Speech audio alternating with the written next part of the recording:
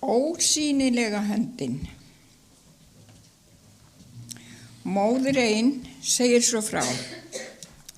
Við í okkar 5 manna fjölskyldu vorum saman ásamt fjölskyldu mágs míns öll saman komin á hóteli einu sem við dvöldum á nokkra daga í sumarfríi okkar.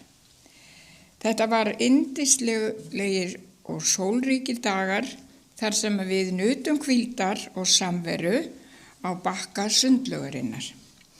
Ég sat á legubekk á barmi sundlaugarinnar við grynnri endan þar sem ég gat fylgst með 4 ára dóttur minni leika sér. Eldri börnin í báðum fjölskyldunum léku sér með miklum hávaða og fjöri í dýpri enda sundlaugarinnar. Þau stukku hvað eftir annað út í dýpið enda voru þau öll vel synd. Þarna syntu þau kafsund og léku alls konar listir sínar í sundi en sonur minn, Róbert, hafði sérstaklega gaman að því að stinga sér í laugina með aftur og bak stökki hvað eftir annað.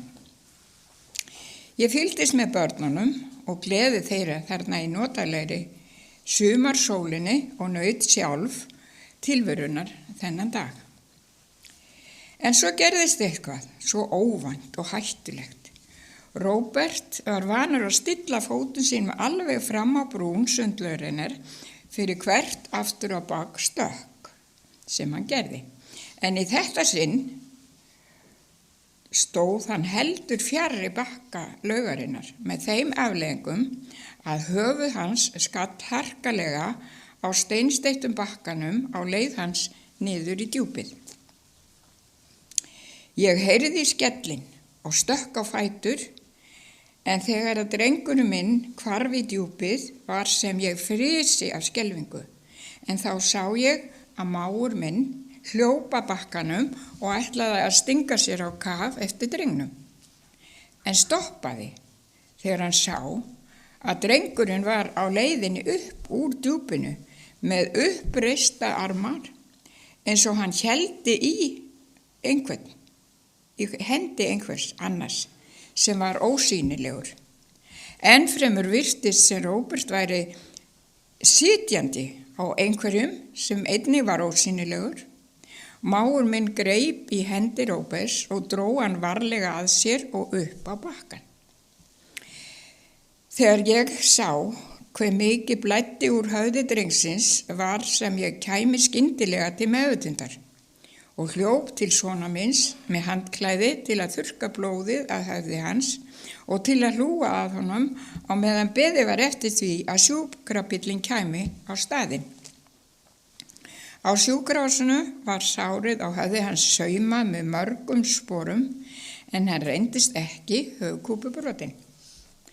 Allan tíman var Róbert með fulla meðvitund en þegar læknarnir höfðu lokið sinni meðferð á honum og hann var kominn heim aftur eftir allt volkið, hafði hann allt aðra sögu að segja okkur.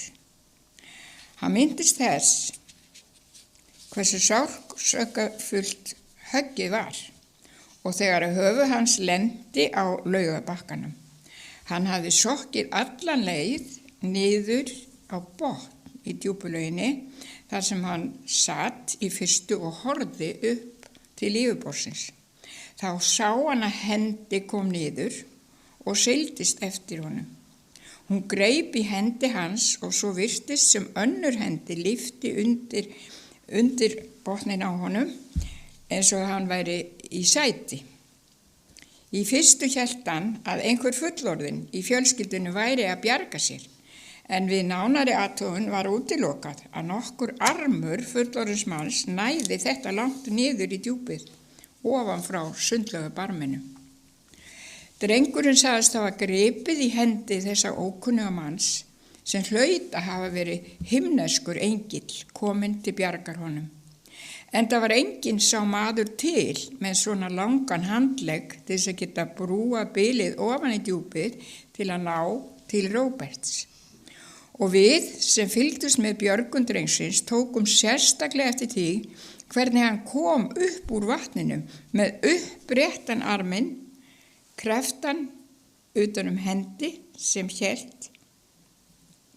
hann hélt í ósýnilega hendi einhvers.